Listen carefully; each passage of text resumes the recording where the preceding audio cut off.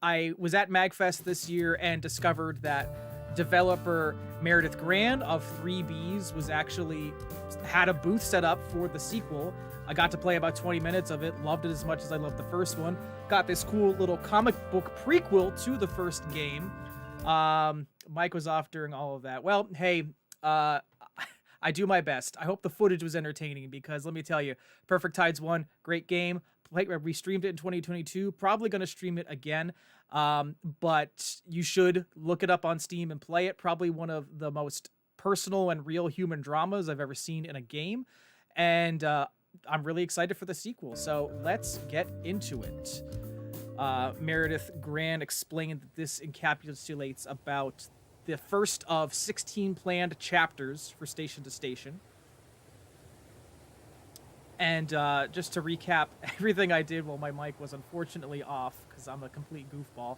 The first game was about a teenager named Mara Whitefish who lives on an island off the coast of New York called Perfect Tides. A little bit of a Staten Island stand-in. And it's about just the drama, the real human drama and the highs and lows of growing up. She has a rift with her friend Lily, problems with her family due to the death of her father.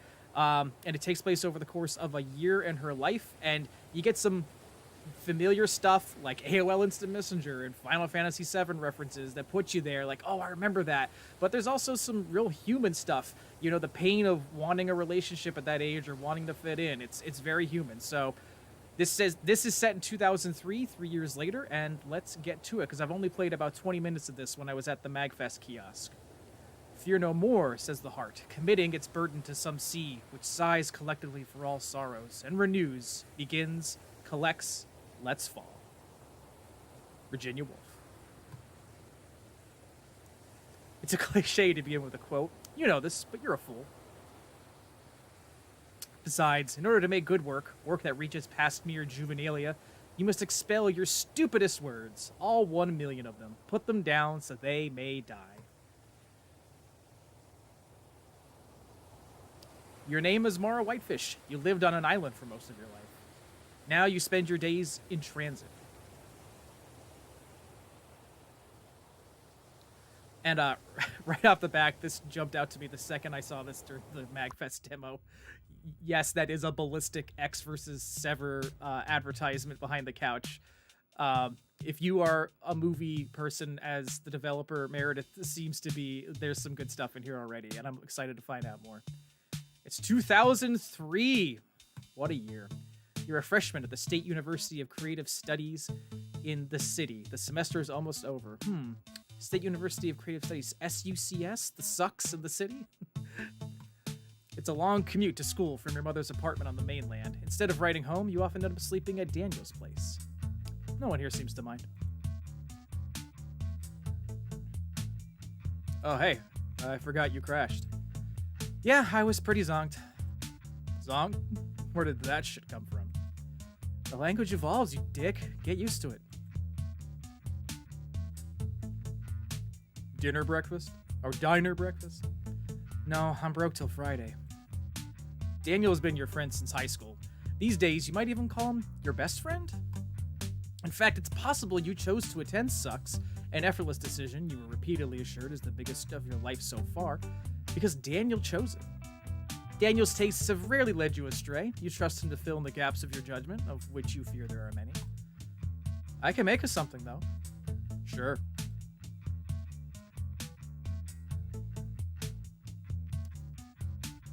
Alright, now the pointing and clicking begins. It's you, Mara Whitefish. You're 18 years old and you want to be a writer. And according to at least one emotionally high-maintenance professor, you should already be calling yourself one. You're attending university in the city. You have a boyfriend named Adam who lives 2 states away. You don't see each other in person very often, but when you do, you more than make up for the time apart. That's right, you have sex with him. Not a huge deal. You grew up on a small, semi-remote island where you lived until about a year and a half ago. The city and the mainland from which you commute still hold such fresh promise to you. You have not been back to Perfect Tides since you left. And here we go. A promotional cardboard standee of the movie Ballistic X vs. Sever lives behind the apartment couch. Although you've never seen the film, you know it represents a dearth of creative output in Hollywood, its original script having been rewritten into oblivion. not to mention a devastating $50 million loss for Franchise Pictures and Warner Brothers Entertainment. From what you understand, the standee was acquired through great hardship by one of Daniel's former roommates, who smuggled it home after closing up at the theater of his employ. Having what Daniel describes as a hulking presence, he was able to walk it home under his coat in one piece. Since moving out, the standee's gargantuan owner has repeatedly promised to return for his treasure. The fact that he lives on the West Coast now does not bode well. Maybe he'll pay for shipping. I just remember when I was a little kid, watch an extended play or X play. They reviewed Ballistic X vs. Sever, and that was like, they gave that a devastating review. From here, you can see into the alleyway between this and the neighboring building. During the day, the building's super can often be seen, moving broken appliances and the chaotic assortment of building supplies. At night, the visual is pure blackness, accompanied by a symphony of cats in the violent throes of life. Can we go into his room? Nope, you better not stoop behind the curtain. Some people, even in an environment where some people go freely, there must be some boundaries. What's this little laptop we got here? Since the roommate with the TV moved out, Daniel and the boys have relied on this errant laptop and speaker set to watch movies. The picture and sound quality are as bad as one would expect. Hell yeah, I imagine 480p grainy nightmares. But I mean, if it gets you the Lord of the Rings Two Towers Extended Edition, it can't be that bad. The whole system needs to be painstakingly restarted if its power connector is nudged. That said, you've watched a considerable number of films and TV shows on here, ones you now regret ever seeing. It is certainly an example of life finding a way. What are these controllers? Console controllers. That looks like a GameCube, possibly next to maybe a VCR. I always wanted to live somewhere with brick-lined walls, but then my wife told me that there's a lot of spiders that can come out of it, and I'm like, oh. Oh wait, this looks familiar. Chris, it is. Yeah, if you may recall, I streamed the first installment in this series in 2022. So thanks for being here. Hope you enjoy it. The lengthwise walls of Daniel's apartment are exposed brick, a feature that's supposedly desirable in city apartments. You suspect, though, that Daniel's landlord got tired of painting fist holes in the drywall. Alright, let's go follow Daniel into the kitchen. Alright, I'm out. This guy looks like JB from Welcome to Game Corp. Bye, darling. Is this a thing with a girl at a summer home or whatnot? Oh, well, she lived on an island off the coast of New York. Later. Hey, Mara. Hiya. You are sheepish around Daniel's roommate, Gray. He is the most noticeably busy of all the characters who come and go from this place. Sorry, excuse me. Rosetta is in the fine arts program at Sucks. Through your humanities classes occasionally overlap. She is dating Daniel's roommate, Gray. The two of you get along well, but being self-described shy girls who hated high school. Although she carries herself reservedly and occasionally possesses a look of last moment alive terror, you think she's very pretty. Although she doesn't officially live in this apartment, Rosetta is here at least as often as you are.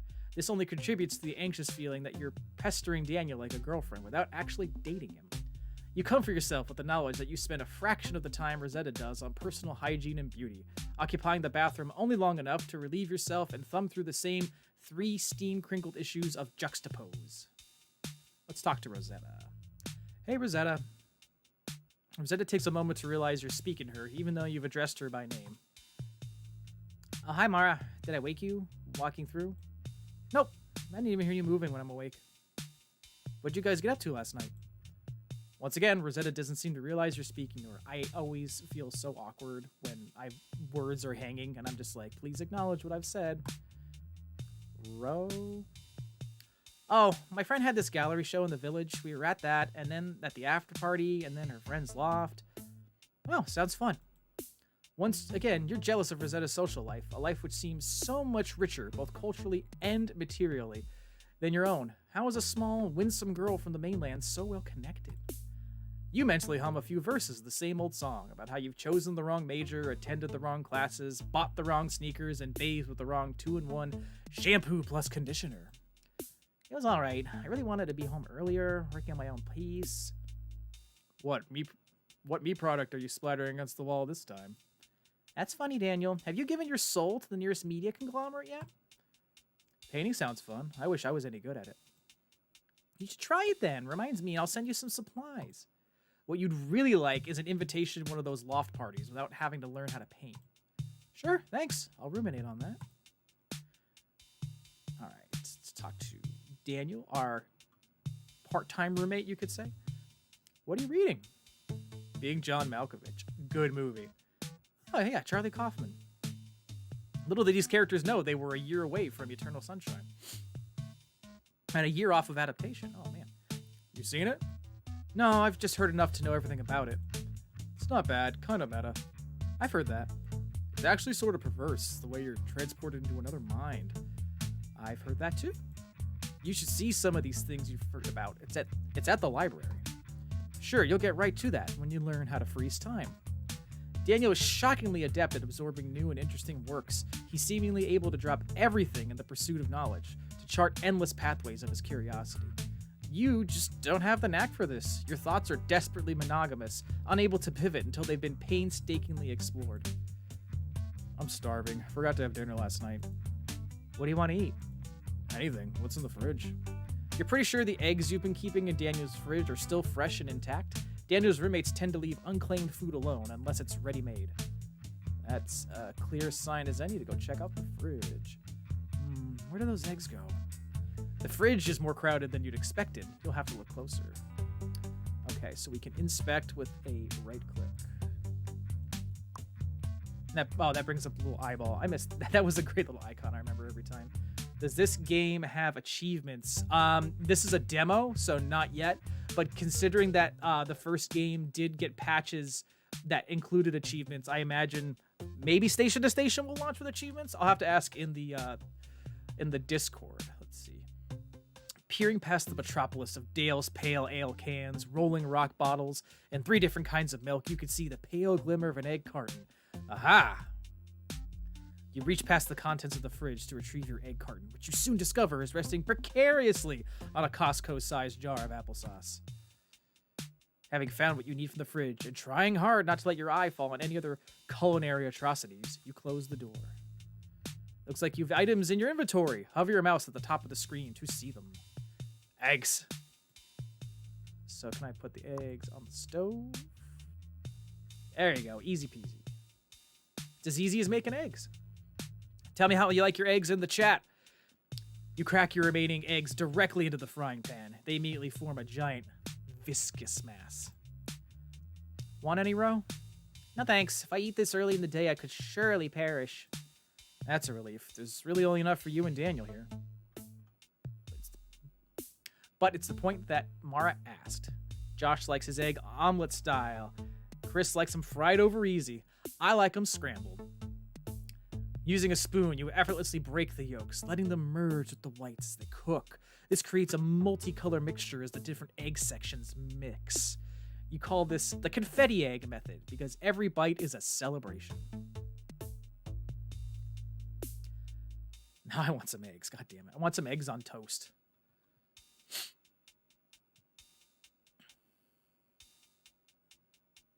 Eggs. You're welcome. I call these confetti eggs because they look insane. They look like the contents of my brain. Yeah. Again, I love the writing in this game and the previous game. Walsh's class today. Yep. Are you going? I might skip. I don't know. Not really happy with my piece yet.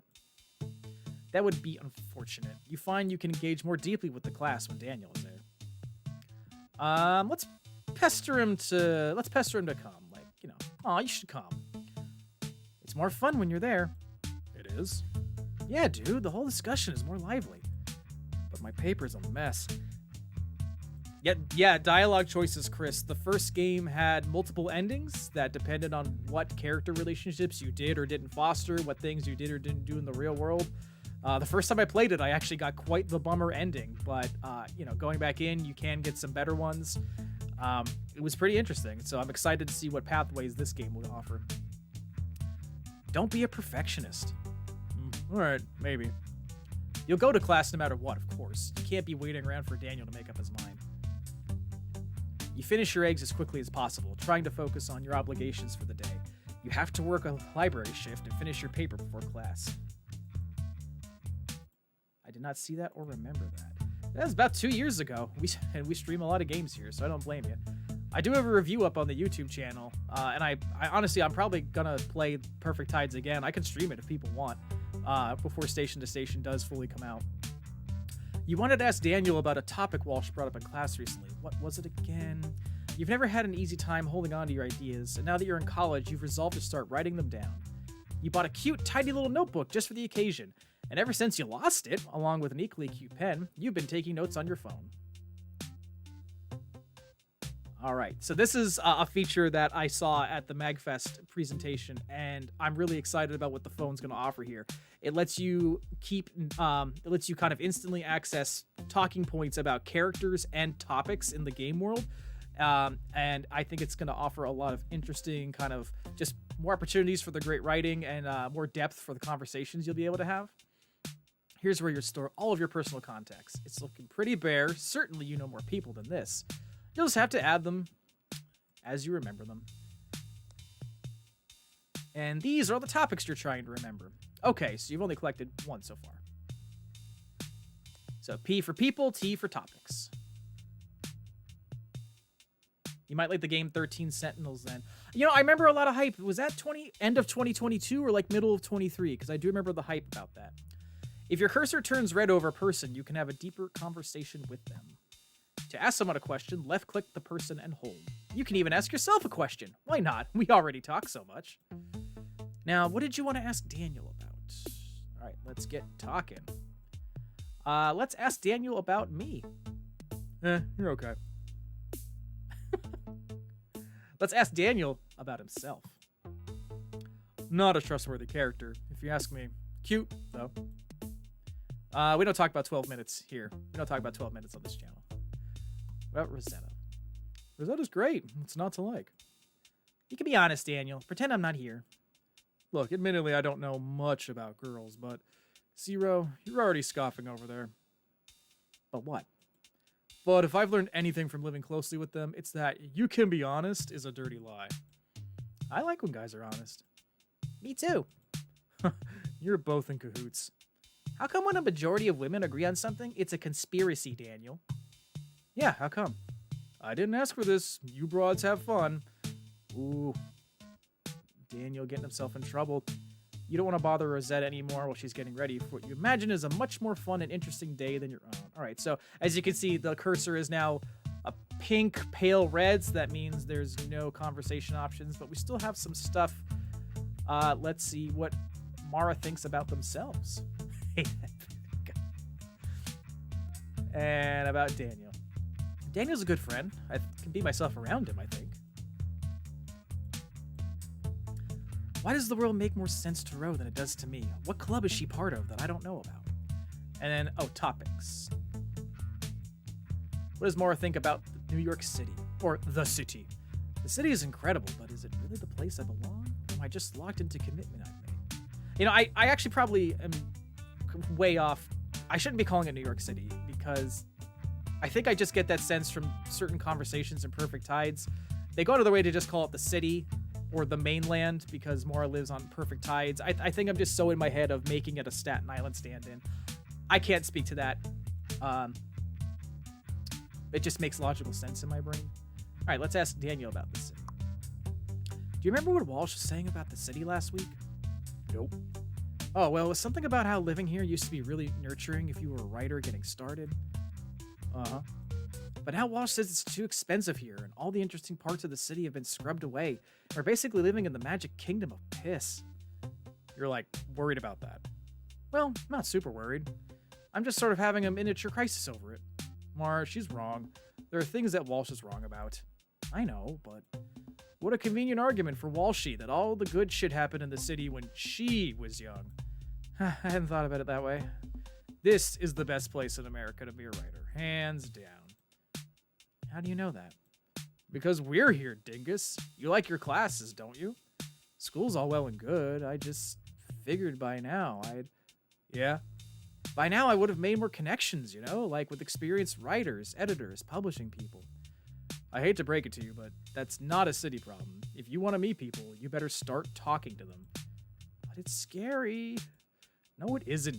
Everyone loves talking, especially if it's a topic relevant to them. It flatters their intelligence. So I should talk to people only about their favorite subjects. How am I supposed to know what they like? You might have to guess now and then, but the more you talk to them, the more they'll let you know. What if I run out of things to talk about? Oh, a new topic. There we go. Then you'd better get yourself some more talking points. Here's a free one for you. Movies. You can't go wrong. Everyone has a favorite. And it's true. Movies, the best icebreaker. Got it? I think so, but man... Yes? This is why I became a writer, Daniel, so I wouldn't have to talk so much. Ah, well, your first novel is shaping up great. My what? 10,000 Leagues Up My Ass. Hey! Yeah, I remember this conversation. I wanted to have it. We seeing The Matrix Reloaded or what? Oh, fuck yes we are. Are you worried it won't live up to its name? That by its very nature, a sequel dilutes the power of the original? Nope. You? Not at all. I, A, love that reference, and B, love that it's kind of a little lampshade hanging moment over station to station itself, you know what I mean? It's like, do you think this will dilute the power of perfect tides? Nope.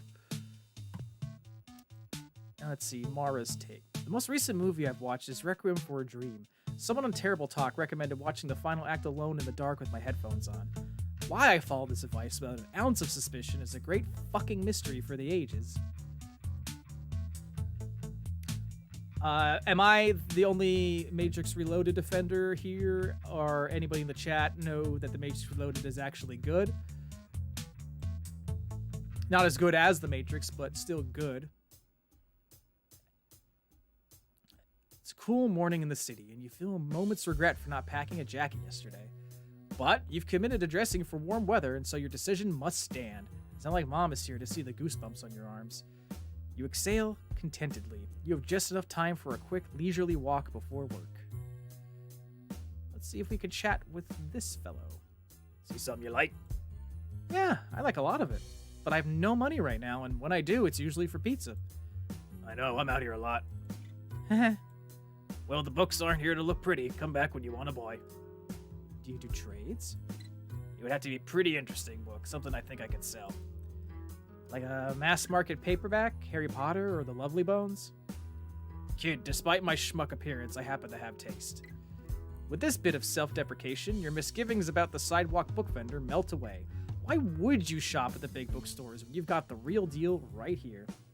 My bad, sir. I collect all manner of books, magazines, and printed curios. Bring me something interesting and you'll have your pick from my stash. Got it? Roger that. Roger whom? Oh, Roger. The way astronauts sign off.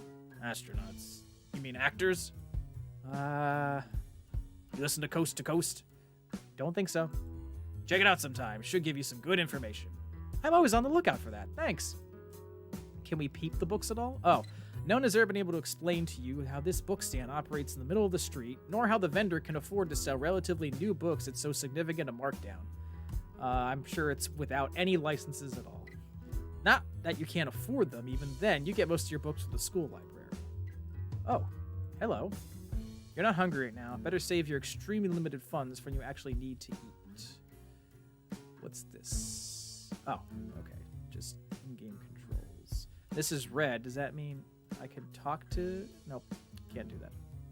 The cashier at Express Pizza has spoken about 3 words since you first ate here. You figure the words out to be about 0.006 words per slice. The William Henry Harrison was built in the early 20th century, serving initially as a bootlegging house and later a residence hotel for musicians and vagrant poets. It's since been converted to student dormitories for the likes of your friends Theo, who frequently hosts open mic events at the local tiki bar. Who dis? Oh, it's Theo. Hey, Theo. Fish, what up, homegirl? Theo has dressed you with the same years-long familiarity ever since you first met him at freshman orientation. At first, it was a comfort to your anxiety about making friends at school. These days, his airs are odd at best and frequently tiresome. Still, Theo is mostly a welcome sight. He's easygoing, available to hang out on short notice, and crucially, well-connected, so he seems like Rosetta. On my way to the library. Oh yeah, you work there, right? How is it?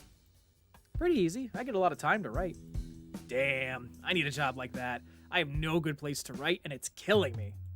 Privately, you think Theo's writing needs more than a better place to be written, but you're not in the middle of a critique, so you'll keep that to yourself. Let me know if you quit that position, okay? I'm never quitting, dude. Gonna work there all summer. Ah, you're killing me, Fish. So, doing anything fun this weekend? Actually. Theo noticeably lowers his voice, taking a conspiratorial tone. This, in turn, causes a pooling in the floor of your mouth, a Pavlovian response to an invitation for fun. We're having a party here tonight. At the dorm? What about the RAs? We may have greased a few palms. Sick. Can I come then? You better. Come by any time after sundown. Just tell the security guard you're my guest and he'll let you up. Got it. Make sure you give him my full name. You know it, right? Oh, of course. Great. See you tonight, Fish. Okay, you don't know Theo's full name. You might want to figure that one out before the party, Miss Marple. Theo something. Can we click him? Let's see here. Let's move over. Oh, we can. Let's see. Let's ask him about himself and see if he reveals it. Did you want to know something about me, or have you just forgotten my name? Haha. I'd be in the same position. I would be too terrified to actually ask for his last name. Theo, what do you think about me? You're one of my favorite classmates. For real?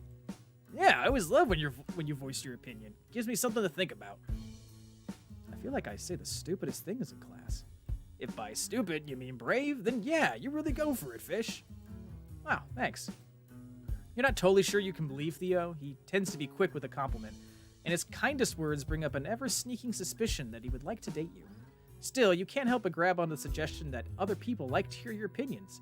Where but Theo can you rely on such information? Alright, what does he think about Daniel? Oh, I like Daniel's writing. He's got talent, but I don't know. Come on. He's kind of arrogant, don't you think? The way he talks in class?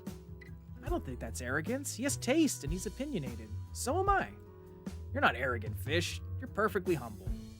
Ah, no, I'm not. Forget I said anything about Daniel. Really, I like him. I didn't mean to sound like I didn't. It's fine, dude. I asked. No, I'm running my mouth too much. I need to conduct myself more professionally. Well, when I'm a professional, I'll be sure to show my disapproval. All right. What about Rosetta? Oh yeah, Rosetta's cool. I actually used to have sort of a crush on her before she started dating Gray. Yeah, I know. But I don't anymore. Who do you like now? I'd rather not jinx it, honestly. We're almost done with freshman year, and I still haven't found a girlfriend. I'm sure it'll happen for you, dude, when you least expect it. Yeah, I've been hearing that one for a while. Should I be expecting it even less? For a moment, you see the darkness behind Theo's eyes, which means you'd rather not engage. There's a limit to how much of a friend you can be. You are, after all, a girl yourself. The fact that you haven't dated him, even with the defense of your own relationship, means your reassurances will always have a bitter taste. Well, I'd better get to what I was doing. Yeah. But what movies does he like? You know what movie I just saw for the first time? What? And this isn't a recommendation necessarily. What movie? Because it's honestly more fucked up than you'd think. Oh man, now I really... Is it going to be like Sallow? What's the movie? But like in a beautiful way. American Beauty? What? How did you know? The conversation was getting kind of plastic baggy. Hey, just blowing in the wind. Well, I guess I can't surprise you, Mara. You've got the makings of a film critic. This will be the high point of my day. It's all downhill from here. That's an American Beauty line. What we got? Oh, I should double take Thrift as a secondhand store that sells, from what you can tell, a lot of dusty old antiques for way too much money. But you can always make a point to stop in, just in case something made after 1980 shows up. The last thing you purchased in this store was an unreasonably heavy, but cheap, Betamax player, which you excitedly dragged home on the train. You then proceeded to find 3 surviving tapes in Mom's storage locker, 1 washed-out family camcorder video, a 6-hour compilation of network TV Christmas specials, and a pirated recording of Disney's Robin Hood with Macrovision copy protection that you happily struggled through once upon a time. Has anyone in the chat ever actually used Betamax? Despite my media background, I've had Digibeta, D5 tapes, VHS, High 8. I've never actually seen a Betamax machine or watched a movie on Betamax. Has anybody in the chat done that? Let me know while I ask Theo the last topic about the city. You're from the West Coast, right? What do you think of the city? Oh, I like a lot of the stuff here, but... What? What? But you East Coasters are also impatient. Impatient for what? For you to finish your sentences? Just spit it out, dude. Come on, I gotta run. That's not exactly what I would have said. It's exactly what I would have said, eventually, in softer words. Sounds unbearable. Yeah, it's probably best if you keep living here. You know, this has been helpful. Thank you, Theo. Oh, I'm glad. It's always nice when your mind has already wandered through 10 other landscapes by the time Theo finishes talking. Who knows what this guy's on about? Josh says no Betamax, but I've been hunting for a laser disc printer. I mean, I have laser discs. In fact, I have the first laser disc I ever got was one that you bought me. Josh, so yeah, I need... Oops. Got stuck in a conversation I've already had. Can I go in here? It's not often you can manage the cost of an Academy diner all-day breakfast on your own. You tend to eat here in the company of friends who don't mind sharing their plate. What about Weirdo O'Malley's? Closed during the day. Besides, you're not old enough to drink, nor do you have a fake ID. The odds are stacked against you, Mara. About in the subway. You have no reason to go on the train right now. Everything you need for the day is right in the neighborhood. Ain't city life great? So imagine we can't go in here. 21. Just how capable of a liar do you think you are? How about this door? Unlike the entrance to Daniel's building, this door's lock actually works. You can't get in unless you know someone inside. What's up, hot dog man? Ravenous as you are, you don't have the scratch for an arbitrary dog right now. Arbitrary dogs are one of life's little delights. If the timeline of your pot smoking can be described as a career, Papaya Hog was your first big break. Even now, the integrity of this oil-soaked snack stand brings a tear to your eye. They have never been closed. They are never out of matzo sticks. The staff have never looked you in your swollen red eyes. Papaya Hog is here for you, asterisk. Papaya Hog is not here for the delayed consequences of your purchase. They are no refunds. Reminds me of a lot of places in State College. The door is locked. Patchwork Barbara's is closed during the day. All right, let's try the other side of the block.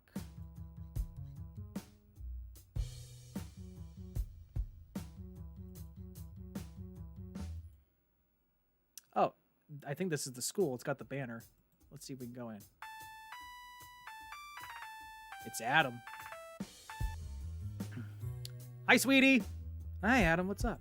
Just thinking about you. Oh, I was just thinking about you. In truth, you were thinking about the paper you need to finish before work, but you thought about Adam when you saw his name on the phone screen, so it's not a total lie. You would never totally lie to him. Are you already in the city? Yeah, I had to get here early. You decided a while back it would be best if Adam didn't know about your habitual crashes at Daniel's apartment. It's just so much paperwork.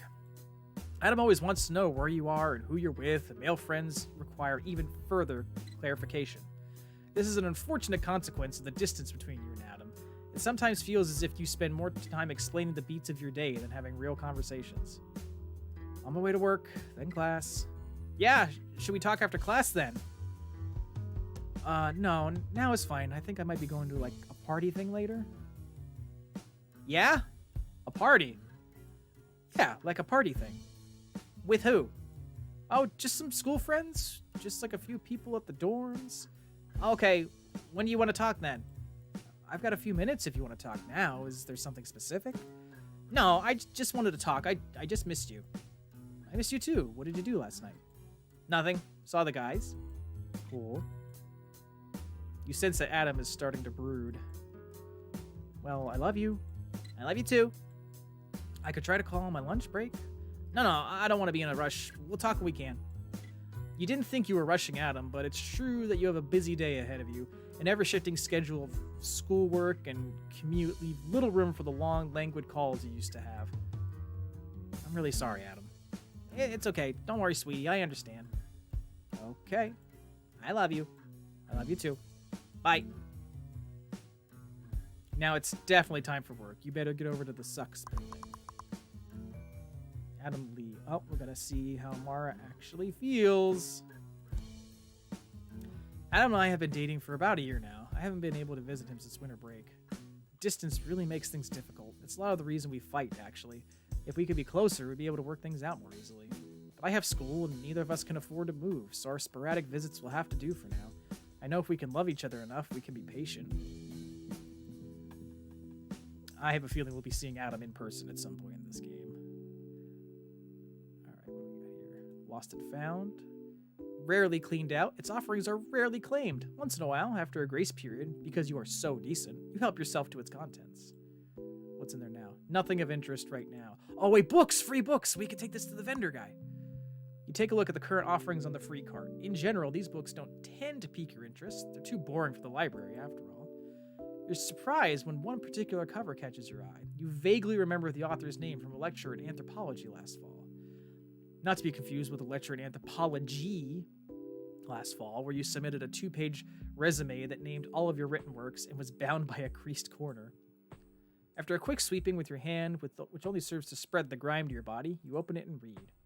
Institutions, even those established originally with the object of securing equality, peace, and mutual aid, in the course of time become petrified, lose their original meaning, come under the control of the ruling minority, and become a constraint upon the individual in his endeavors for further development. Anachronism owes its origin to the constructive, creative activity of the people, by which all institutions of communal life were developed in the past, and to a protest, a revolt against the external force which had thrust itself upon these institutions. The aim of this protest being to give new scope to the creative activity of the people, that it might work out that necessary institutions with fresh vigor. Well, this is surprisingly interesting. You never know what topics will pique your interest, especially when you're avoiding work. And the book just crumbled in her hands. Unfortunately, your brief handling of the book caused it to crumble to dust, leaving you with only the sparse knowledge you've already collected. Oh well, you better get to work anyway.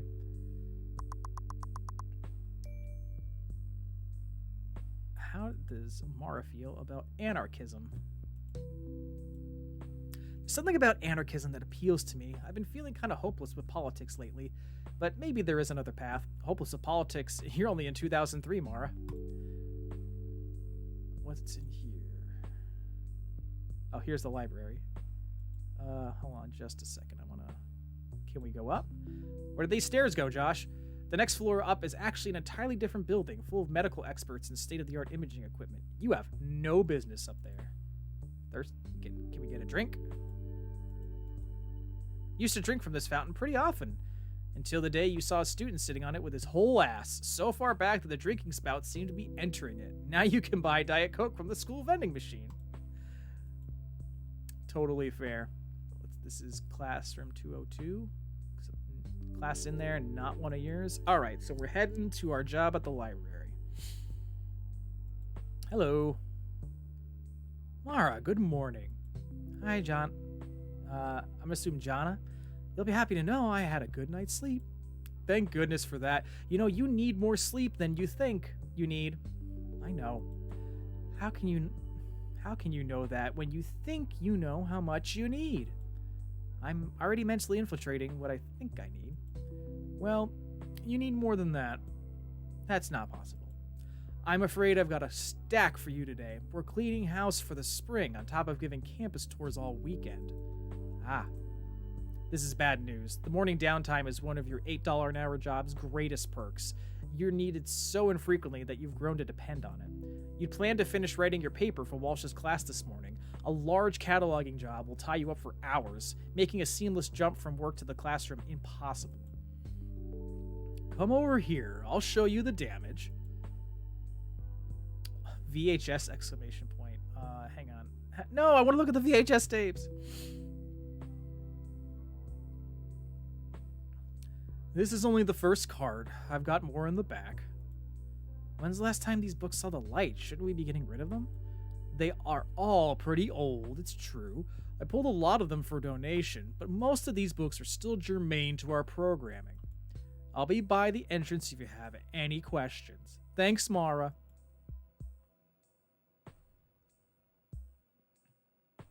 You know logically, and at least somewhat in practice, that you shouldn't be repelled by ancient texts. You're here to study the classics, after all.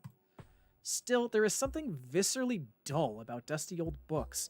As objects, they stir nothing in you. They can't compete with the potency of the now. Even the most mundane new works can evoke the flutter of life, while these objects sit dead, inert, a reminder of decay. You wonder if Jana would accept any reasonable excuse to beg off from this assignment.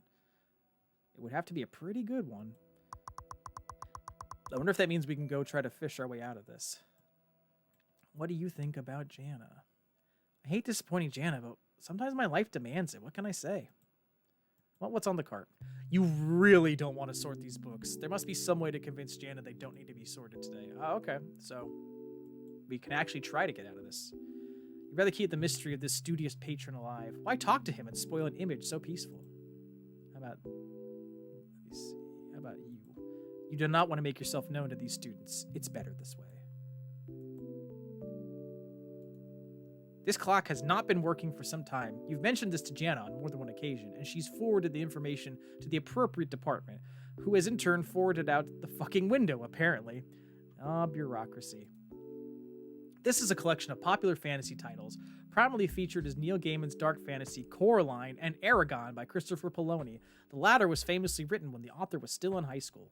The sight of this book makes you deliberately anxious, confirming your worst fear that your time as a writer has already come and gone. You'd prefer to pretend it doesn't exist. Has anybody read Aragon? I'm quite familiar with Coraline, and that it is a fantastic stop-motion animation film from Leica Studios, but not familiar with Aragon. You can't very well sit down to write now that you've been given a job assignment. Your school and internet time will have to wait. What's this little book with a shrimp on it? This journal is published by the school itself and is meant to highlight the visual, written, and performing works of its graduating class of '02. You and the rest of the school will get around to looking at it eventually. Imagine if you were standing by your car and I flew in on a dragon and crushed your car. Would you be mad? I mean, yeah, I wouldn't have a car, so I'd be personally pretty upset. Besides, pretty sure you saw some nude photos of this girl by accident once, and those would sound like the first words of your idiot mouth if you ever spoke to her. Oof. Is this a friend who also works at the library? Hi, Brittany. Morning, Mara. What are you up to today? Oh, some really stimulating library work, I'm sure. It's true, these are exciting times. We've been cleaning house here. You feel guilty for being sarcastic when Brittany so clearly means it. Have you checked out the free book cart by the entrance? I added a bunch of stuff this morning. But what if I whistled and another dragon flew in and it was yours to ride on? Well, if I got my own dragon after losing my car, I would be fine with losing my car because I got something better out of it. Yeah, I actually found something cool in there. Awesome. Which book did you find? I don't remember the title. It was interesting, though, and it crumpled in my hands after I opened it. That doesn't really narrow it down. Well, I'm tasked with carrying its knowledge now. Wonderful news. Keep it safe. Can we, nope. So, okay, I guess, I'm gonna peep the VHS shelf. The school library boasts a modest collection of VHS, pared down considerably from its former greatness. The plan is for every title to eventually be available more permanently on DVD. Given how bulky and low-fidelity cassette tapes are, you support the initiative for an all-digital archive. Still, you've noticed some lost or damaged cassettes falling through the cracks of the upgrade process. Exactly, Mara. A large amount of movies that were on VHS never migrated to DVD. Here's Mara ahead of the curve talking about media preservation. What's up? Not much. Doing fine. Great. Let me know when you're done sorting those books. I will. If you want to avoid sorting the aforementioned books, you'll have to suggest an alternative to Jana. She'll expect you to do your job otherwise.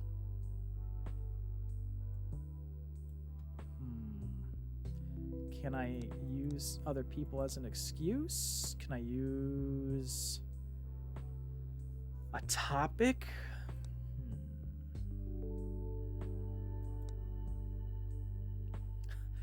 I'm going to ask Jana about anarchism. So I actually had an idea. Yes? About sorting the books, I mean. Oh, how exciting. I'm always asking student workers to bring me their ideas, but none of them ever do. I would love to hear what you have in mind. Thank you. So, how do you want the books to be cataloged? The thing is, I don't. And I got the idea straight from the library itself, from the works of Peter Kropotnik. Peter Kropotnik, the anarchist? Ah, so you've read him. It's been a long time, I'll admit, but what does this have to do with the library? Jana, let me ask you something. Say you're at a dinner party with a big group of people. Okay. When the meal is over and it's time to clean up, do you instinctively help to gather up the dishes? Why, sure. Then you may already be an anarchist. It's intrinsic in all of us, you see, to contribute to society, free of hierarchical bounds. Is the alphabet a hierarchical bound? I mean, sure, it helps people find a book, but does it help them find a book? There are hundreds of fascinating works on these shelves, each collecting dust in their appointed place. Books just waiting to blow some student's mind. I agree with you. But it's up to the librarian to guide them to the right book. Again with the hierarchies, students are perfectly capable of motivating themselves to learn. In the wake of this declaration, something appears to shift behind Jana's eyes. It's as if some previously dormant sentiment, some forgotten dream, has been reignited. Jana's thinking, well, Mara, if you have an alternative in mind, I suppose we don't need to sort the books. Great, thanks, Jana. I won't take up any more of your time.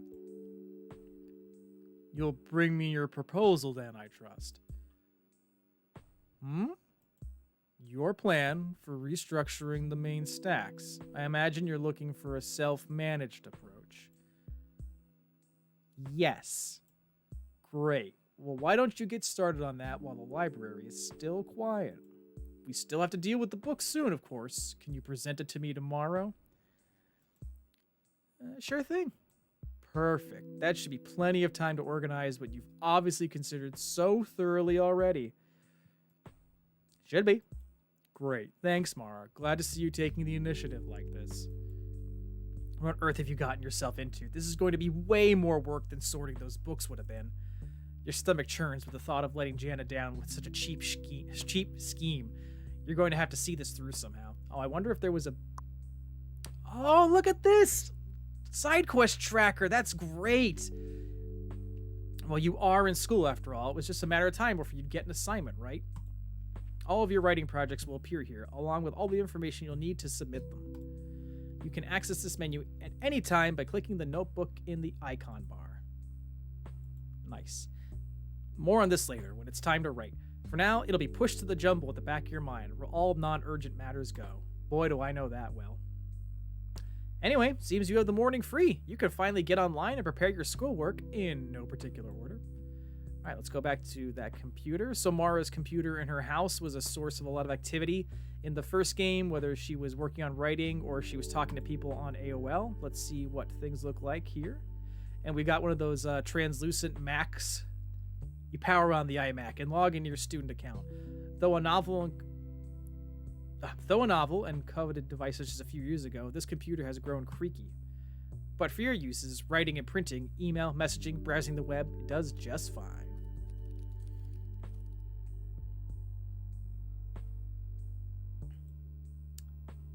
Internet. Oh. Do you have time for web browsing this morning? After a quick calculation of whether you deserve this, I do. You navigate to the Blowtorch Media blog, your go-to authority on pop culture and media. You quickly scan the week's album reviews to see if any new releases have garnered the coveted 1000% rating or even close contender in the 900 area. These albums tend to be of great cultural and historical significance to the people who read the Blowtorch review blog. Unfortunately, there are no new classics this week, but a couple of reviews in the 800 range catch your eye, and records of this caliber rarely let you down. You'll have to download some new music at home. Better make a note of it. Better get back to the things you actually meant to do on the computer. You could sit here and read about albums you don't intend to listen to all day. Who's got any good 2003 music recommendations in the chat? I'm actually trying to keep track of everything that came out in 03. I'm trying to remember if White Stripes' Elephant was 02 or 03. That was a pretty significant album for me back in the day. Along with your home computer, this is where you get most of your writing done. Right now, your most pressing assignment is a paper you've already begun, but you don't have a copy on this computer. You sent the file to yourself yesterday, so it should be in your inbox. All right, so how about here? Paper. Someday by Nickelback. Okay. That's the album that, these three words in my head. That's on that album, right? You sent this email to yourself yesterday. Your paper for class is attached. Your paper, still a jumbled collection of ideas with no real editing, but coming back to it today, it's better than you thought it would be. I love that about writing, how you can get like fed up with something and come back with fresh eyes and be like, oh yeah, this is where I could improve this. This is the perfect opportunity to reorganize your thoughts. Can I actually interact with it? Oh, time to start writing. Since this is your first time, let's do it together. Whenever you're at a computer, you can work right on any of your assignments from this list. Since it's due today and you're desperately trying not to think about it, let's focus on city life in media. Write about portrayals of life in the city as reflected in contemporary media. Once you've selected your assignment, click on Write. For each assignment, you'll have a chance to draw from a total of 2 topics, one primary and one secondary. For your primary topic, it's generally a good idea to stay relevant. Unless I really want to go off the rails. Yes, well, take it easy with that. Not all assignments will have a clear primary topic, but when they do, your knowledge of that topic is the basis for a good paper. So it seems like collecting topics through talking with NPCs is more important than ever. I mean, talking with people in the first game was important to get context clues, but here, much more vital because it'll actually affect writing. For instance, for your paper on city life, you should probably choose the city as your primary topic, unless you really want to confuse your professor. That can be pretty funny. Ah yes, you're quite the puppet master, aren't you, Mara? When your writing is poorly received, it's because you intended it that way, yes? I was just joking about writing something bad. You fell right into my trap. Anyway, let's select our primary topic. What's that rotating shape? The contents of your brain, of course. I thought the contents of my brain were scrambled eggs. Well, it mostly is, but we're working on that. Every topic in your brain has the chance to be developed. As you further your understanding of a topic, its shape will change, and that number in the lower left corner will go up. Exactly. When in doubt, using at least one well-developed topic can add a lot of flavor to your work. Got it, so complex ideas are better to write with than underdeveloped ones. But what if all my ideas are underdeveloped? Then clearly you haven't been reading, conversing, or experiencing life. All ideas will inevitably develop if you explore the world around you. But my paper is due immediately, and I don't have time to experience any more life. That's frustrating, isn't it? On any given day, you will need to choose between collecting more ideas and delivering your work on time. It's on you to make the most of each day while accepting the necessary compromises. So you're saying I can't have absolutely everything and no answers are concretely right or wrong. This sucks, and it will continue sucking with ever-growing urgency until death's sweet embrace. Holy shit, what a line. Let's finish picking our primary topic. The city, obviously. Hey, my topic changed color. That means you've already used it for this paper. It'll be available when you work on your next assignment. I can reuse subjects. Sure, why not? All writers ruminate on the same themes, just don't lean on any one topic too much. Besides, if you repeat yourself often enough, people will eventually notice. Ah, there's the rub. Now you have your primary writing topic, the fun begins. It's time to combine it with a secondary topic. This could be anything you'd like. Anything? I'm on a deadline here. You could always take the safe route and stay relevant. For city life and media, that would mean selecting a media-related topic. Do you see anything like that? Yes, of course. Oh. Should we go with movies or music? Should we go with city movies or city music? I'll go with whatever the chat wants. I would personally lean towards movies because I'm me. But, no, I want to get people involved. What we got?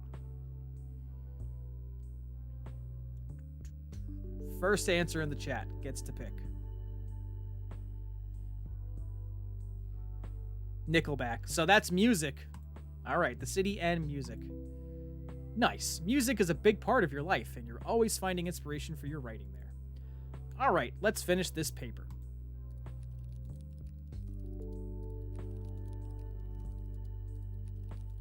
Mara has now written a paper on Nickelback in the city, Chris. Congratulations. Well, this isn't bad. Considering you almost lost this time to senseless library work, you've certainly made the most of it. After a quick read-through, you're satisfied with the paper. You are now ready to print. You send your file to the library printer. Once it comes out, you staple it together and take it with you. Well done. You finished your assignment in time for class. There is a good student in you yet. Let's see what this chat... Oh, we can go on AOL. None of your top-shelf chat buddies are online right now. Just a bunch of secondary and non-recurring characters. At any rate, you're working on stolen time right now. You probably shouldn't chat the morning away. I wonder if we're going to re-interact with characters that were in AOL in the first game. Shortly after you finish your tasks, the library fills with students. You are kept busy for the rest of the morning with shelf reading, tech questions, and checkouts. Any other free books? Nothing catching my eye. Anything in the lost and found? No. This classroom. Can I go in here now? Oh, I can. I'm guessing this is Walsh.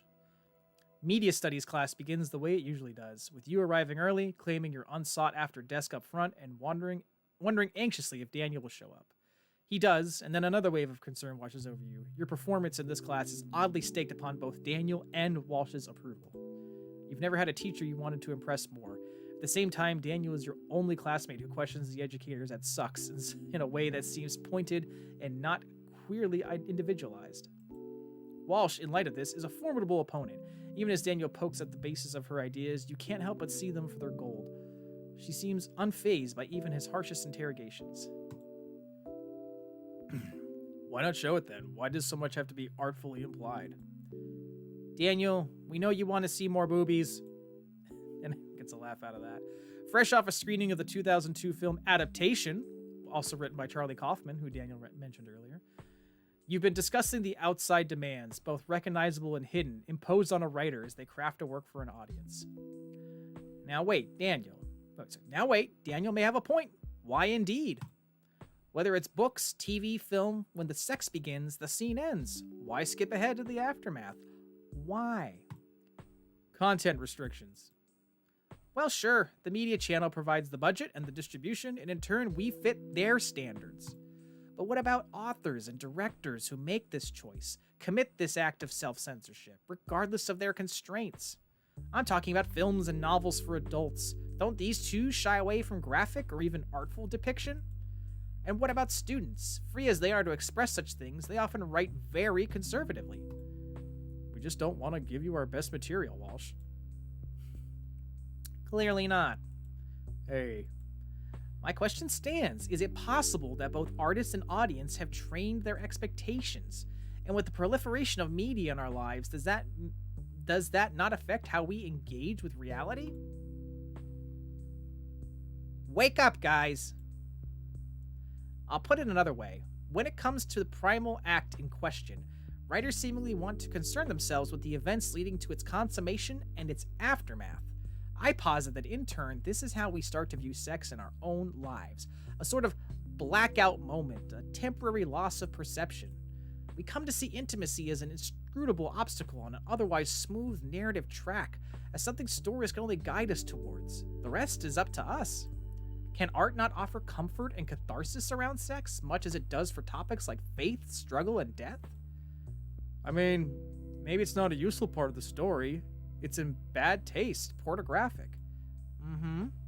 What do we think? Do I get to answer? Mara, do you agree? Is sex a useful part of storytelling or merely pornographic? All right, I'm throwing it to the chat. What are we going with here? I personally think that there is a lot of dramatic and even conflict-driving use with sex in narratives. You can learn about characters, learn about the status of relationships. But let's see what the chat wants.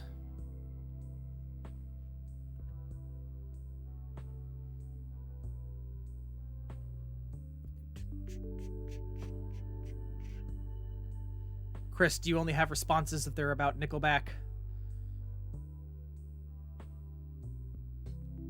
All right, I'm going to... Josh wants it to be porn. All right, Josh, you get pornographic. I guess I kind of agree. It's just exploitative to go into detail. Exploitative of whom? Women. Fictional women, please. I'd like an answer from Mara. I don't know, it just doesn't feel worth it, I guess. What's it in this context? Writing something really indulgent, writing just to make yourself horny. TMI, Mara. Certainly, no author can focus solely on their own desires. The work would alienate.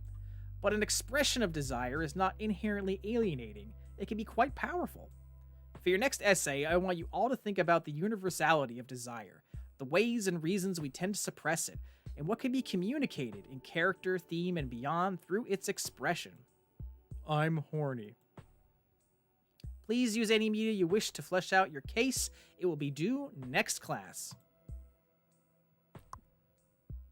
For Walsh's class, write about the expression of desire. See you all in 2 days.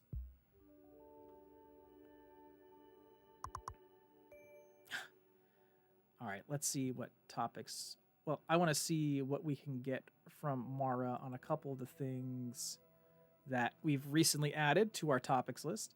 Something about anarchism that appeals to me. Oh, I read that one already. Let me see. Music. I want to know about everything that comes out. I want to be on the cutting edge of music, but it's so hard to keep up. Everyone seems to know more than me. Sex is simply a part of my life now. It's hard to believe it was once a big deal. And then... Did I already say about Adam? Oh yeah, I did. All right. Let's talk with Walsh. Good class today. Thanks. Sure thing. Did you hand in your paper yet? Oh, right. Here you go. All right. I look forward to reading it. I hope you'll try to keep an open mind for the sake of the assignment. Oh, is this about what I said before? I'm not saying you're wrong, just that there are many ways to look at it. Well, trust me, I've expressed a lot in my writing over the years. Like, a lot.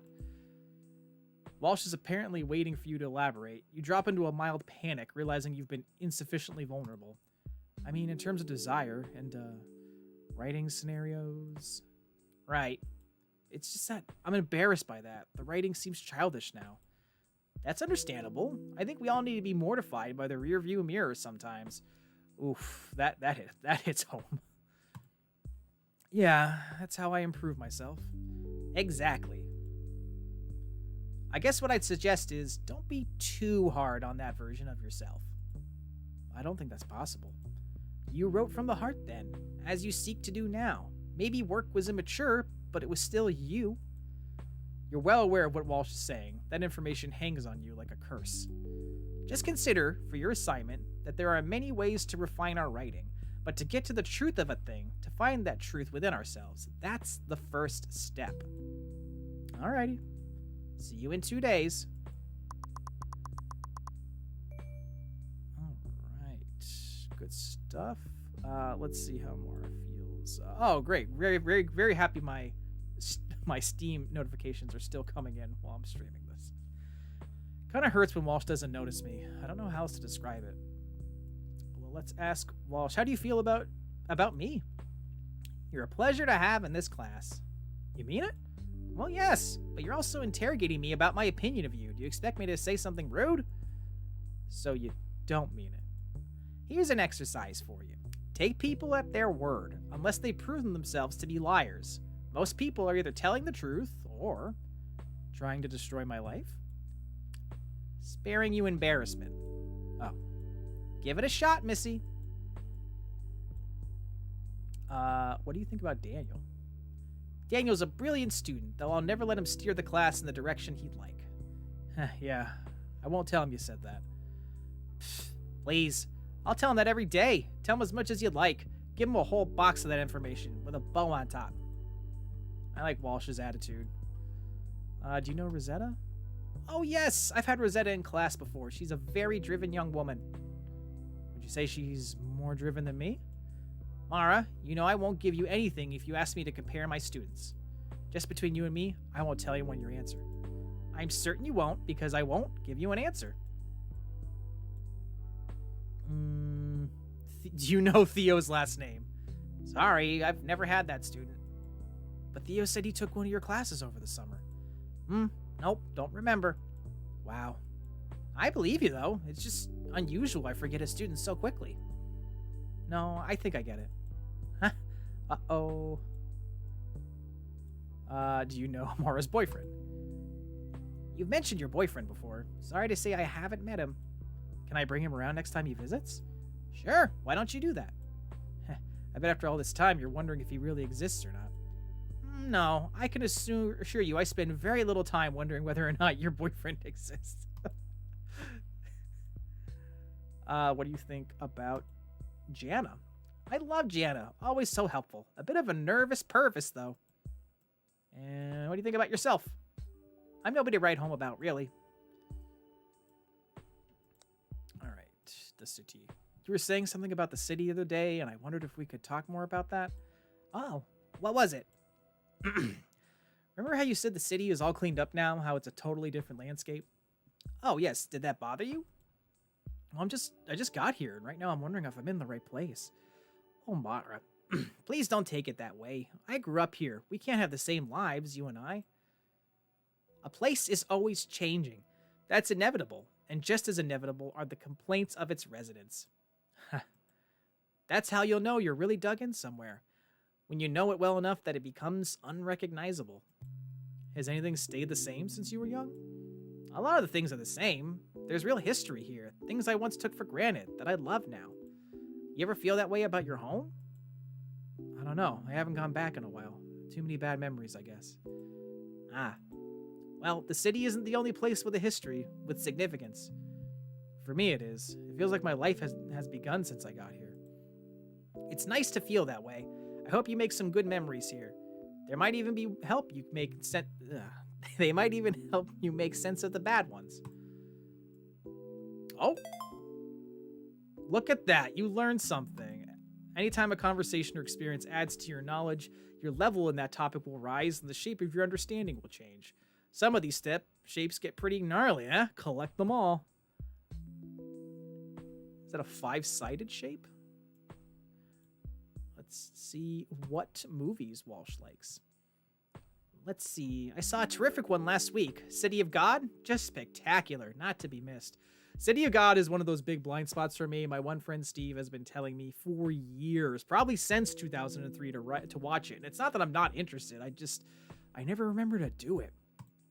Oh, yes. From 2002, right? Would you say it's one of your picks for the year? It's not my anything. I just enjoyed it. I just mean, how does it rank?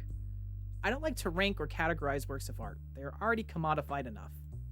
But I'd never know what art to pay attention to if someone didn't rank it. What's the alternative? Having conversations like these, I suppose. The conversation trails off after this. You both seem to be similarly exhausted by it. What do you think about anarchism? Nice try, Mara. No student has roped me into a conversation about anarchy since the early 90s. I wonder why. Music. I bet you think I'm only into oldies. You'd be dead wrong. Yeah? What new music do you like? Have you heard Alicia Keys? That woman has talent. Yeah, that album came out like 2 years ago. Huh. Well, in my defense, 2 years is not that long ago when you're my age. Just trying to keep you honest, Walsh. And then finally, the topic that came up in class, sex. How deep into the topic of sex am I supposed to get for this paper? I wouldn't get terribly personal if that's what you mean. You can paint in broad strokes. That's sort of a problem for me. I tend to get terribly personal. The truth about my life always comes out. Details about your life don't always reflect the truth, at least not the truth you might have intended, so be careful with that. Righto. Alright, let's see how much of the day we have left. Can we go back to the library? Oh, hello. You're waiting for a good opportunity to catch this guy's name before you start a conversation with him, and his name inevitably comes up. You'd be getting exactly what you deserve, and you're a coward. Can we go on the computer again? Can I, do another assignment?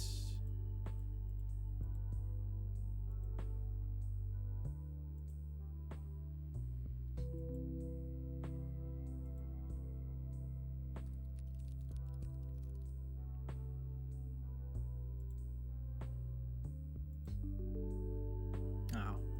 Anything more on the internet? Can we search something? Oh, we can search the actual topics on our phone. Oh, shit. Can we search Theo? It's a shot in the dark, but why not? You type Theo sucks into the search engine. You only sort of mean that. Well, look at that. Theo has a web presence. He was interviewed for the Sucks website last year as part of a freshman spotlight feature. It's an awesome school, says freshman Theo Newman, who is part of the university's creative writing program. I'm here for 3 weeks, and I've already made at least 15 friends. human. Sheesh. Well, now we can get into the party because we know his last name. Hell yeah. What else can we search? What happens if we search ourselves? Everybody in the chat's Googled themselves at one point. Yeah, admit it. Much to your relief, there's almost no evidence of your online activity, at least when attached to your real name. A lot of your online communities over the years have dispersed on their own, and to see the rest of your posting trail, somebody would need to know the many and varied usernames you've taken over the years. Good riddance to bad rubbish. Not Daniel. If Daniel uses his real name online, it's impossible to know. His name is so common and your results are so abundant that you can never find him this way. Rosetta. A search for Rosetta immediately produces a link to her portfolio website, which is extensive and looks enormously professional. Directly below this result, you find no less than 3 local news articles documenting shows in which Rosetta has participated and profiling her as an artist. You fear you'll begin to spiral into agony if you look at this for so long, and so miraculously you don't. Oh, I really hope we get like a perfect TIDES 3 or 4 where Mara has to interrogate social media. Oof. How about your boyfriend, Adam? Searching for Adam leads to the website of the Small Scribe Festival, an event he previously hoped to organize through his university before graduation last year. This is actually where you met him. The event itself, a showcase of hot and upcoming authors, passed by in a blur. You spent most of the weekend touring the campus with Adam, watching him meticulously arrange the AV equipment while you yammed about your dreams. You even showed him some of the work you brought, pieces you were ultimately too scared to submit for competition. He lingered on your every word, smiling and shaking his head in admiration as he read. He seemed genuinely convinced that you were the real thing. Though nothing happened at the time, you stayed in touch. By the time you and Adam had made your feelings known, he was already living and working back home, 300 miles away.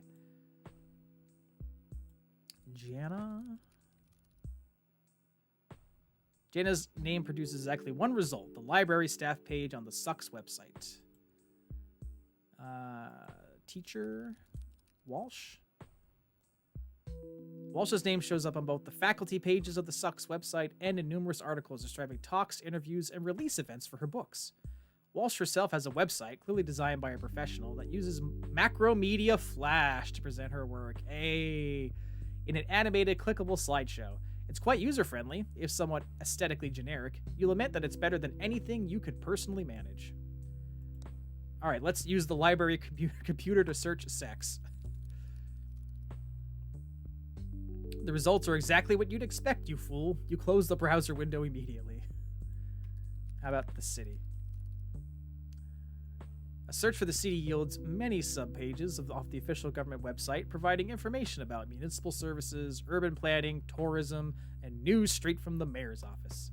The most prominent feature of this website is a section dedicated to the infamous 2001 terror attack on the city's financial center. All right, we have now officially confirmed this is supposed to be New York City, which claimed nearly 3,000 American lives. Here you can find a digital memorial to the dead, online resources for first responders and victims of the attack, and a plan of action for rebuilding and venerating the land.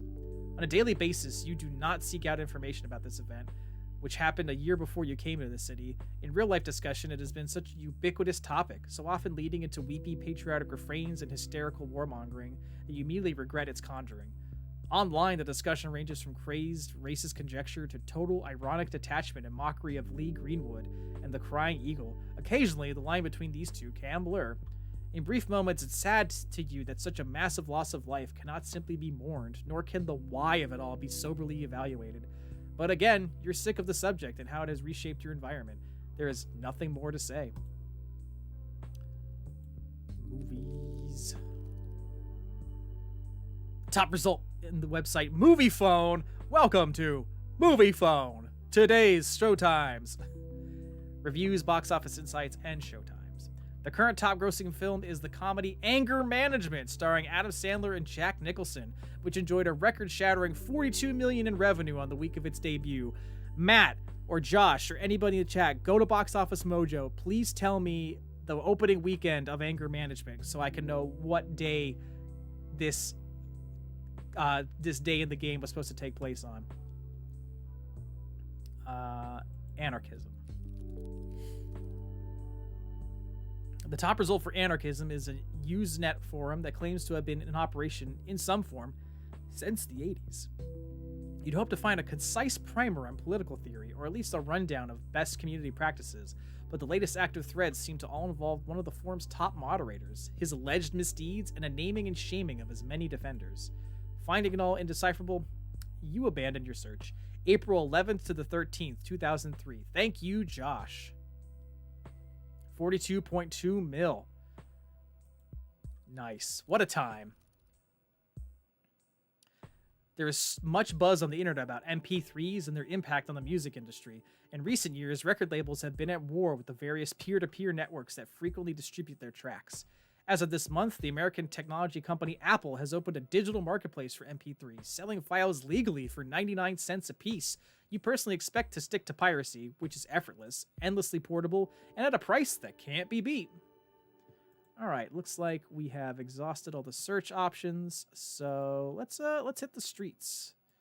Let's see what our friends are up to, or maybe if enough time has passed in the day that we can attend the party at Theo's. Well, it's about time to get to that party. You should head to the dorm building. Oh, hello. Who are you?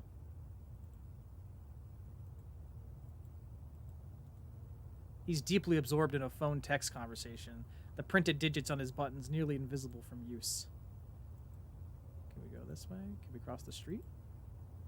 Oh, we can cross the street. Yeah.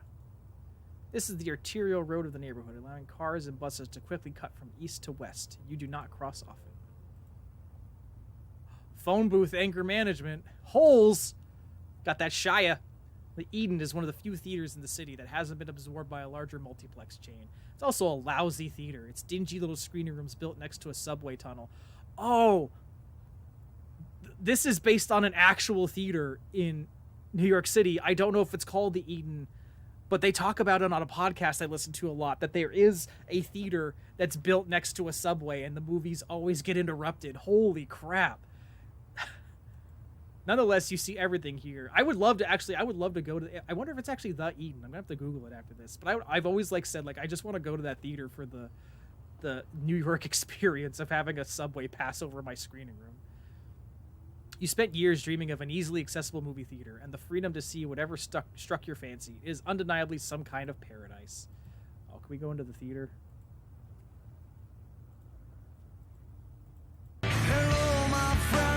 Hey, thank you for following Wizard of Waldorf. What is up? Didn't get the follow alert, but appreciate you being here. How are you doing? Let's go in. Talk to the box. Maybe I need a ticket. You need the time nor money. I hope we could actually do something theater related. I'm good. Good to hear. Thanks for checking it out. Are you a perfect tides? Hell yeah. Judging by the tone of their conversation, these two either hated the movie or are about to hate it. Well, either way, they helped anger management reach the top of the box office. All right. This is Theo's building, so let's head to that party. Oh, the school building, excuse me. This is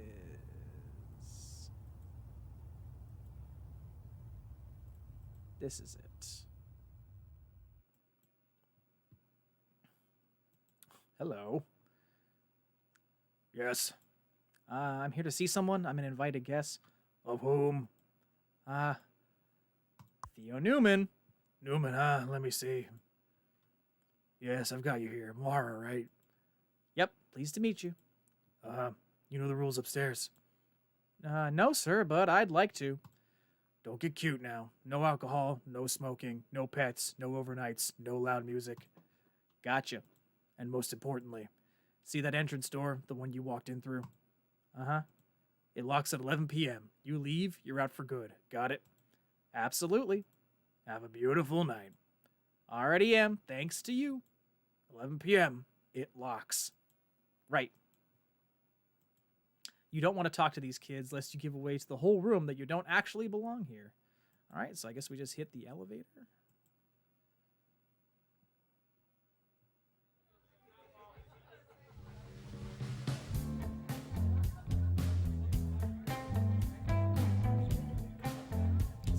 We're not ready to leave yet. Our creep's ever closer to the point of no return. I don't get it. Is it dark on purpose? You guys look like you have some juicy gossip.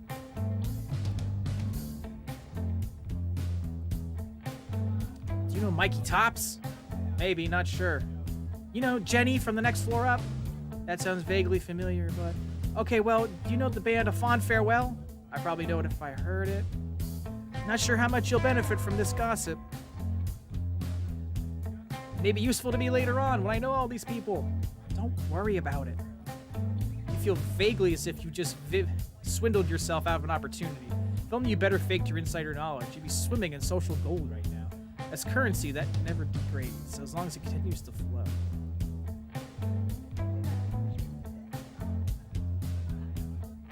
I wonder if the gimmick is like I'm supposed to be like looking through a window outside into the party.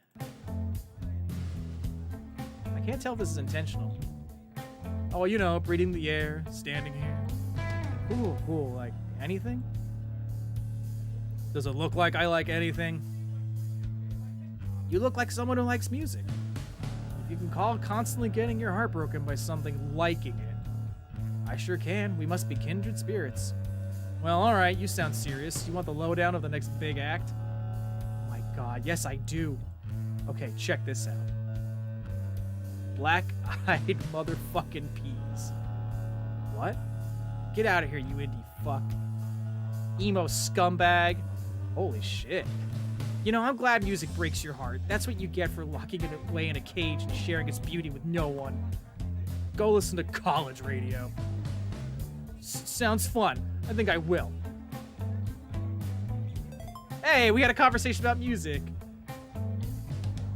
I think it's probably supposed to give a sense of a crowded party at a room. Okay, I appreciate that. All right, here's Theo. Fish, you made it. It's me. Where's Daniel? Huh? I don't know. I figured you'd come together. You guys are inseparable. What? No, we're not. I'm just yanking your chain, Fish. So, is this your room? Yep, I've got a fire escape window, just fashioned a gravity bong from a naked food juice bottle. Cool. Yeah, I'd invite you in, but, well, my guy Vince went in there just now. I don't want to bug him. He's with a girl or something. Oh. Do you think they're... Not sure. Your friend is banging a girl in your room? More of an acquaintance than a friend, really.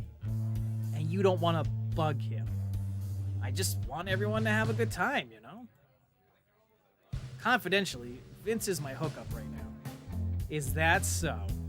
Yeah, so if you ever want to buy the good shit, let me know.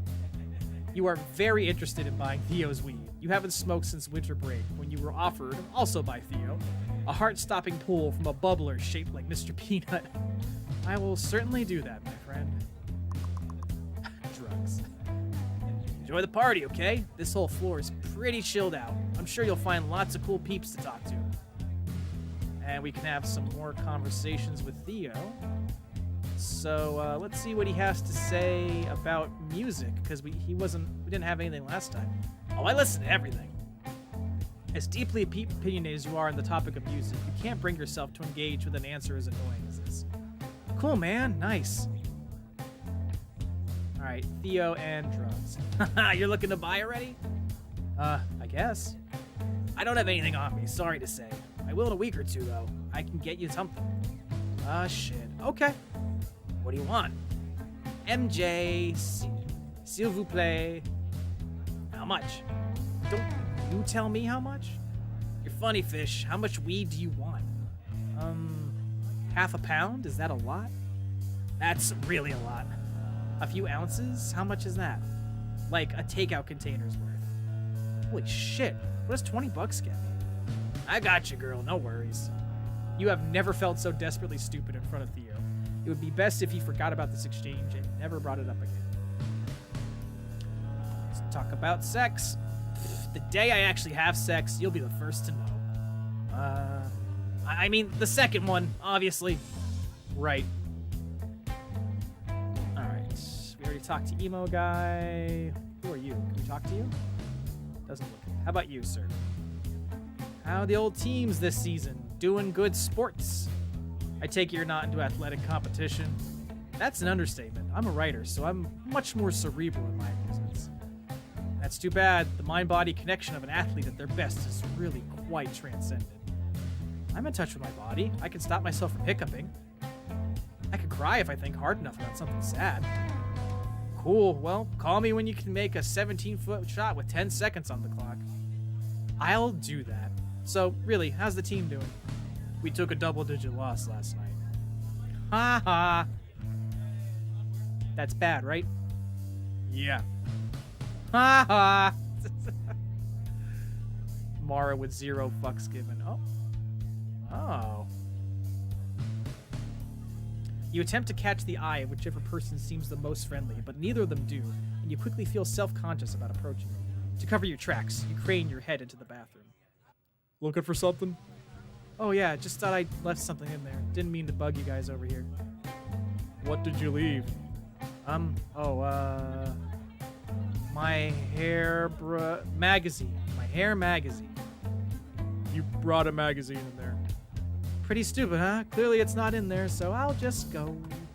No, I think I see it in there. To your mortification, the person closest to the door picks up an issue of Rot magazine with a cover picture of a woman's naked ass and the massive blocky caption, 69 bands that suck, and offer it to you. Haha, that must be it. Yes.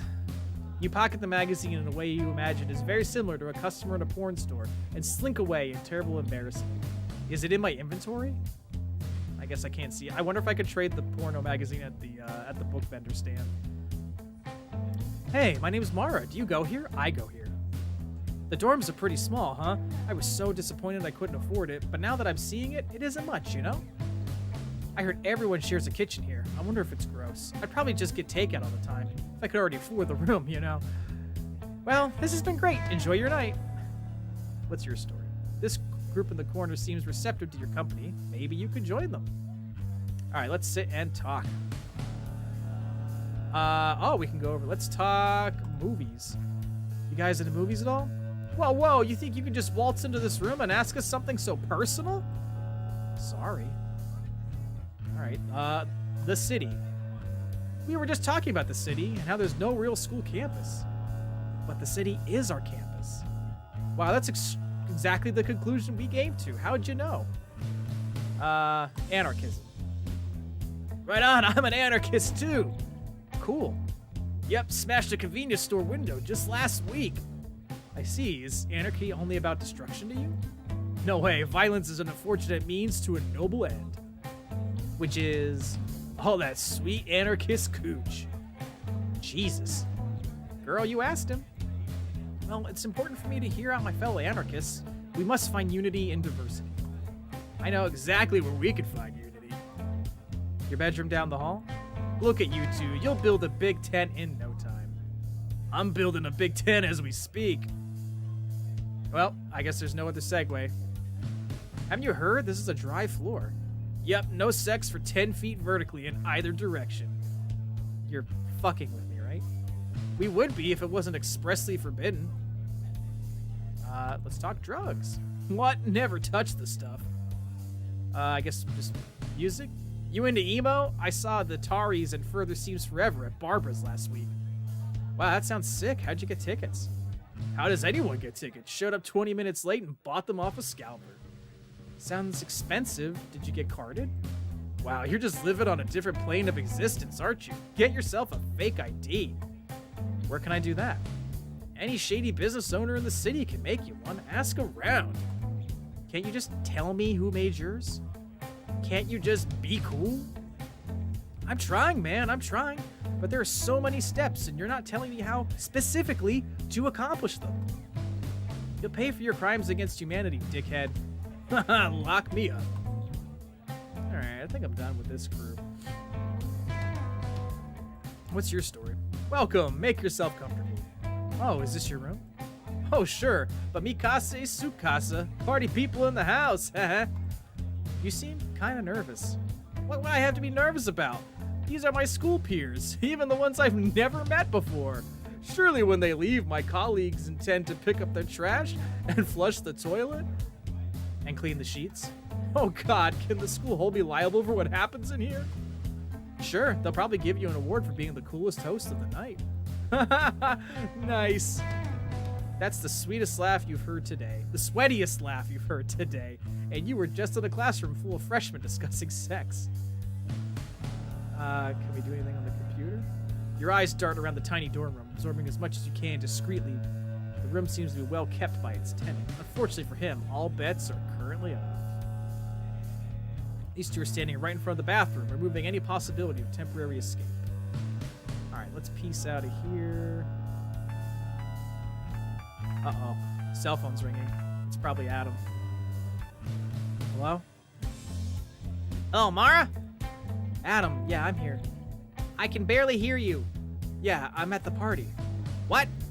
I said I'm at that party, the one I told you I'd be at. Jesus, I can't hear you at all. Yeah, there's a lot of people here. It's a party. Can we go somewhere quieter? Let me see.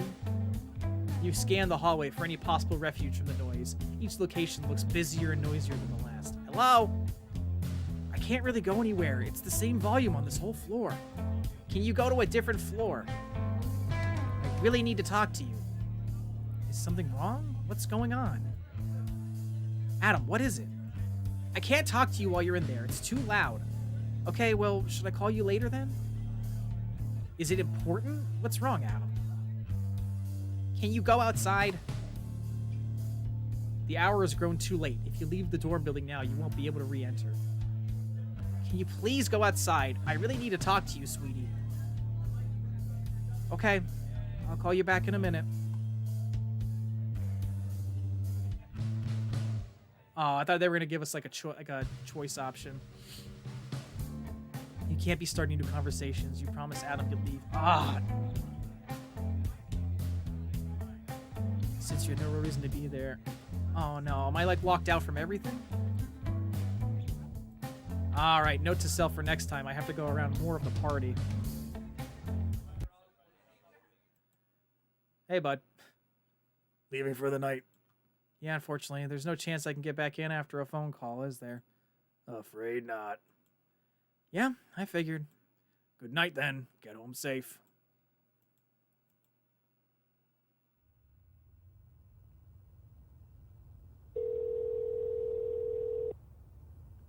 Hey, sweetie. I'm outside. What is it? Are you mad about something? No, I just left the party so you could tell me something. What did you need to tell me? Well, if you're just mad about it, I'm not mad. I just want to know, what is it? Did something happen? Did anything happen? I just wanted to talk to you. Nothing happened. I just left the party for no reason. No reason? Talking to me is not a reason? Well, yes, it's a reason, but it's not like an emergency reason. You'd rather be at some dorm party than call me. I'd call you every day, multiple times a day. I never get to go to parties, Adam. I always go home on the weekends and miss everything. I just wanted to be at a fucking party. Fine. Go back then. I can't. It's too late. I just wanted to hear your voice before bed. That was literally it. Yeah. Am I asking for too much? No. Sorry, Adam. The pain of his inquiry overtakes you. Adam wants to fall asleep to the sound of your voice. Who has ever loved you so much? I don't know what else to say. I'm sorry. It's okay. Sorry for ruining your night. You didn't ruin my night, just... It's fine. Not a big deal. I would have left soon anyway, with the train schedule, and...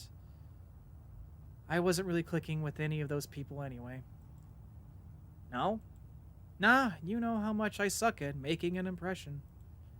Really? But I've seen you do it. Well, you were there when I did that. I'm not so scared when you're around. I'll be there again soon. Okay. I'd like that. I should hurry. Oh, right, the train. Want to call me when you get home? Wait, well, wasn't this the phone call? Oh, well, it's going to be late. I might be tired by then. Okay, well, if you're tired later, I'll try to call. Okay. But just in case, we should say goodnight now. Good night. I love you. I love you too. Ugh, you still need to pick up your laundry from Daniel's place. Why does this night seem so long when you haven't even had any fun? Yeah, some real, just long distance relationships are not great, I feel like, for any party involved. And yeah, I could just feel the real awkwardness of that phone call. Again, really good writing in this game. Can't talk to them. These two are probably students living at the Sucks dorm building. You do not recognize them. So I believe this was the door to Daniel's apartment. Hey, everyone's here. Even from the hallway, you could hear the tiny distortion of an anime soundtrack piped too loud through cheap computer speakers. The sight of Daniel with his roommates, coupled with their pleasant indifference at your unannounced arrival, is a coolant to your hot brain.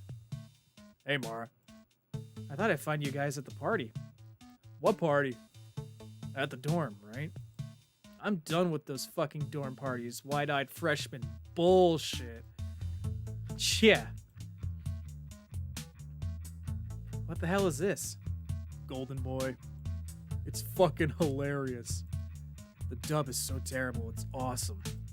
The small screen barely hinders your full sensory immersion into a world of shapely loins under spray paint thin fabric, gyrating cartoon breasts, and the trash-smelling perverts who worship them. Oh man, what the fuck? Good, right? You crashing tonight? I hadn't planned to, but I might. If that's okay, I mean. No, Mara, get the fuck out of here. Of course you could stay. God, you're such an ass.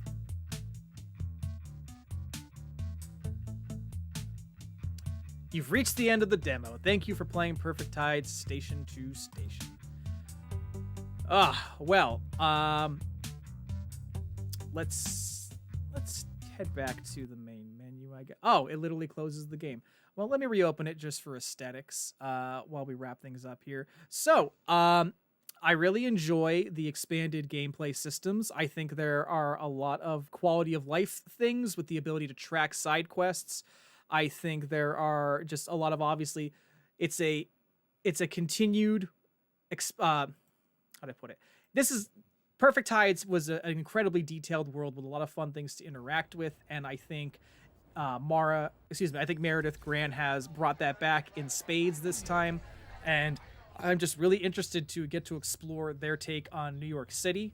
I'm glad Daniel made his return in this game. Yeah, absolutely. I'm actually really interested to see what other characters from the original game continue to return Wizard of Waldorf. I mean, is Lily going to appear in this game? Are we going to see Timothy or any of other Mara's family? Very interested. And there's a lot of stuff I just didn't do because I was like, well, maybe I'll have a little bit more wiggle room. So this was about an hour and 40 minutes to complete the first chapter. And Meredith has said, I believe on Twitter and in the Discord for this game, that this is going to be a 16-chapter game. So a lot of gameplay, a lot of time that you'll be able to spend in this game, it seems. The demo is going to be public on Steam next week, 7 days from now on the 13th. The demo will be released, and then, wishlist it, get into the Perfect Tides Discord, follow Perfect Tides or Meredith Grant on Twitter for more updates. I'm looking forward to diving into this again and just trying to get every little bit of detail I can out of the demo. I wonder if save data for this is going to translate over to the main game. I should ask about that. But thank you, Wizard of Waldorf. I'm sorry I didn't get to talk to you much. When did you play Perfect Tides for the first time? What was your first gameplay experience like? I played it a little bit after its release in 2022. I read about it on the AV Club and Kotaku, and the time setting really intrigued me, given that, I grew up on AOL Instant Messenger in that era.